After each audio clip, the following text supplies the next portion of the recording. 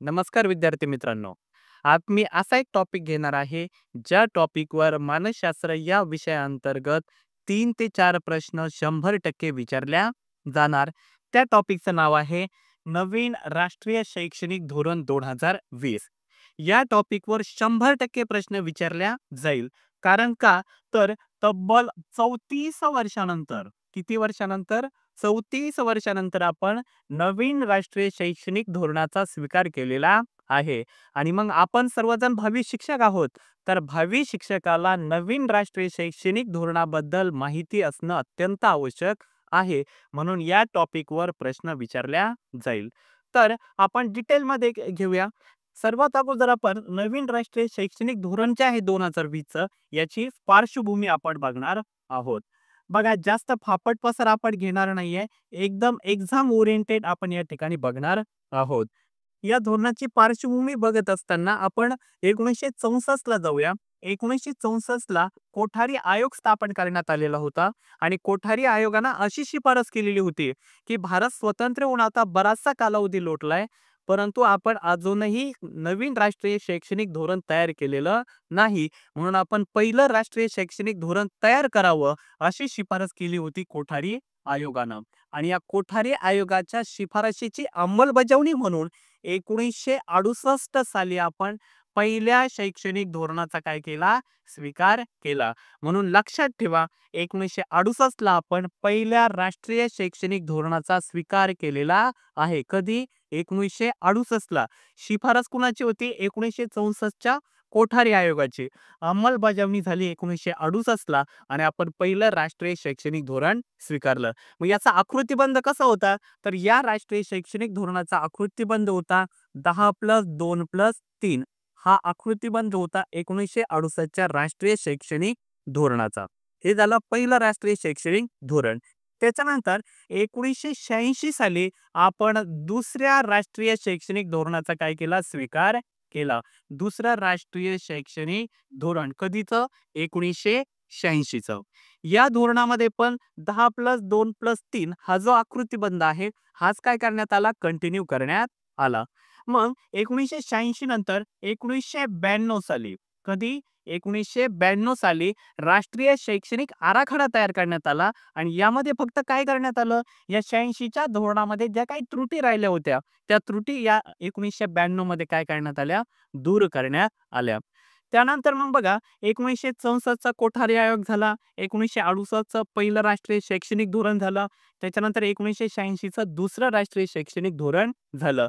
मग याच्यानंतर नवीन राष्ट्रीय शैक्षणिक धोरण आपल्याकडे नव्हतं. मग 2016 साली, कधी? 2016 साली एक सुब्रमण्यम समिती गठीत करण्यात आली होती आणि या सुब्रमण्यम समितीनं असं सांगितलं की आता राष्ट्रीय शैक्षणिक धोरण जे आहे, आपण बऱ्याच कालावधीपासून तयार केलेलं नाही आणि आपण तिसरं राष्ट्रीय शैक्षणिक धोरण तयार करावं अशी शिफारस केली 2016 च्या सुब्रमण्यम समितीनं. आणि याची अंमलबजावणी म्हणून 2020 साली आपण तिसरं राष्ट्रीय शैक्षणिक धोरण काय केलं? स्वीकारलं. या राष्ट्रीय शैक्षणिक धोरणाचा स्वीकार कधी करण्यात आला? तर 29 जुलै. कधी? तारीख लक्षात ठेवा. 29 जुलै 2020 रोजी आपण काय केला? तिसऱ्या राष्ट्रीय शैक्षणिक धोरणाचा स्वीकार केला. मग या राष्ट्रीय शैक्षणिक धोरणाचे जे अध्यक्ष होते, तर ते अध्यक्ष कोण होते? डॉक्टर कस्तुरी रंगन. हा महत्वाचा आहे. कोण? डॉक्टर कस्तुरी रंगन. हे जे होते, तर हे तिसऱ्या राष्ट्रीय शैक्षणिक धोरणाचे कोण होते? अध्यक्ष होते. यांचा एक परिचय लक्षात ठेवा. हे जी आपली इस्रो संस्था आहे, या इस्रोचे ते कोण आहेत? माजी अध्यक्ष आहेत. कोण आहेत? इस्रो या अवकाश जी संघटना आहे, तर त्याचे ते कोण आहेत? माजी अध्यक्ष आहेत. आणि मग डॉक्टर कस्तुरी रंगन यांनी नवीन राष्ट्रीय शैक्षणिक धोरण जे आहे ते तयार केलं. मग आता याचे जे वैशिष्ट्य आहे, ते वैशिष्ट्य आपण या ठिकाणी काय करणार आहोत? बघणार आहोत. याचं पहिलं वैशिष्ट्य आहे, या राष्ट्रीय शैक्षणिक धोरणानुसार इयत्ता 5वी पर्यंत मातृभाषेतूनच शिक्षण दिले जाणार आहे. कितवीपर्यंत? 5वी पर्यंत. दुसरं वैशिष्ट्य, जे कौशल्य शिक्षण आहे, हे इयत्ता 6वी पासून विद्यार्थ्यांना कौशल्य शिक्षण देण्यात यावं अशी शिफारस डॉक्टर कस्तुरी रंगन यांनी केलेली आहे. येतंय लक्षात? आणि तिसरा महत्वाची गोष्ट आकृतिबंध जो आहे, सगळ्यात महत्वाचा आकृतिबंध यांनी सांगितला आणि तो आकृतिबंध होता 5+4 5+3+3+4 हा नवीन आकृतिबंध त्यांनी काय केलेला आहे? मांडलेला आहे. कोणता? 5+3+3+4. आता जो पहिलं जे आहे 5, तर याच्यामध्ये आहे पूर्व प्राथमिक स्तर. कोणता? पूर्व प्राथमिक स्तर.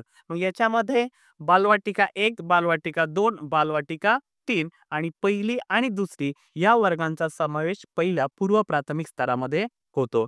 त्याच्यानंतर तिसरी, चौथी आणि पाचवी याचा दुसऱ्या गटामध्ये प्राथमिक स्तर. येते लक्षात? तिसरा आहे पूर्व माध्यमिक स्तर. याच्यामध्ये 6वी, 7वी आणि 8वी आणि माध्यमिक स्तरामध्ये 9वी, 10वी, 11वी आणि 12वी या 4 वर्गांचा समावेश होतो. बघा, यात लक्षात ठेवण्यासारखं हेच आहे. आकृतिबंध कोणता मांडला? 5+3+3+4 हा नवीन आकृतिबंध यांनी मांडलेला आहे. याला म्हणायचं पूर्व प्राथमिक स्तर, याला म्हणायचं प्राथमिक स्तर, माध्यमिक स्तर, पूर्व माध्यमिक आणि याला म्हणायचंय माध्यमिक स्तर. येतंय लक्षात? बालवाटिका या ठिकाणी 1, 2 आणि 3 ह्या नवीन या ठिकाणी काय करण्यात आलेल्या आहे? सुरू करण्यात आलेल्या आहेत. हे या ठिकाणी काय करायचंय? लक्षात ठेवायचंय. त्याच्यानंतर प्राथमिक शिक्षण जे आहे किंवा शिक्षणावर राष्ट्रीय उत्पन्नाच्या 6% खर्च करण्यात यावा, अशी सुद्धा शिफारस काय आहे? कस्तुरी रंगन यांनी केलेली आहे. म्हणजे आपलं जे GDP असेल त्याच्या किती टक्के? 6% खर्च हा शिक्षणावर करण्यात यावा, अशी शिफारस या ठिकाणी करण्यात आलेली आहे. तर या ठिकाणी नवीन राष्ट्रीय शैक्षणिक धोरण 2020 जे आहे, तर याच्या प्राथमिक गोष्टी लक्षात ठेवायच्या आहे. याचा स्वीकार कधी करण्यात आला? तर 29 जुलै 2020 रोजी याचा स्वीकार करण्यात आला. याचे अध्यक्ष कोण होते? तर इस्रोचे माजी अध्यक्ष डॉक्टर कस्तुरीरंगन हे काय होते? अध्यक्ष होते. कोणत्या समितीनं शिफारस केली होती नव्या राष्ट्रीय शैक्षणिक धोरणाची? तर डॉक्टर सुब्रमण्यम समितीनं सांगितलं होतं की नवीन राष्ट्रीय शैक्षणिक धोरण तयार करण्यासाठी तुम्ही काय करा? समिती नेमा किंवा तयार करा. तर डॉक्टर कस्तुरीरंगन यांच्या अध्यक्षतेखाली आपण नवीन राष्ट्रीय शैक्षणिक धोरणाचा काय केलेला आहे?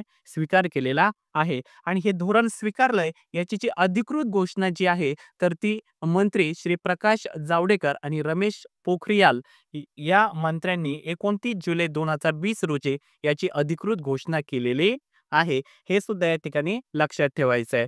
आणि दुसरी महत्वाची गोष्ट, हे जे डॉक्टर कस्तुरीरंगन आहे यांचं दुःखद निधन हे 26 एप्रिल, कधी? 26 एप्रिल 2025 रोजी झालेलं आहे.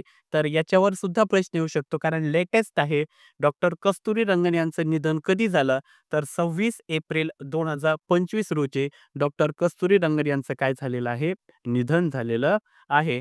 तर ह्या सगळ्या गोष्टी आपण राष्ट्रीय शैक्षणिक धोरणामध्ये शिकलेलो आहोत. लक्षात ठेवा, 1964चा कोठारी आयोगाने शिफारस केली, नवीन राष्ट्रीय शैक्षणिक धोरण तयार करा. 1968ला पहिलं राष्ट्रीय शैक्षणिक धोरण तयार करण्यात आलं. त्याचा आकृतिबंध कसा होता? 10+2+3 हा त्यांचा आकृतिबंध होता. त्यानंतर 86ला दुसरं राष्ट्रीय शैक्षणिक धोरण तयार करण्यात आलं. त्याच्यानंतर 1992ला त्याच्यामध्ये थोड्याफार दुरुस्ती करण्यात आल्या आणि तब्बल 34 वर्षानंतर डॉक्टर कस्तुरीरंगन यांनी नवीन राष्ट्रीय शैक्षणिक धोरण 2020 काय केलं? जाहीर केलं.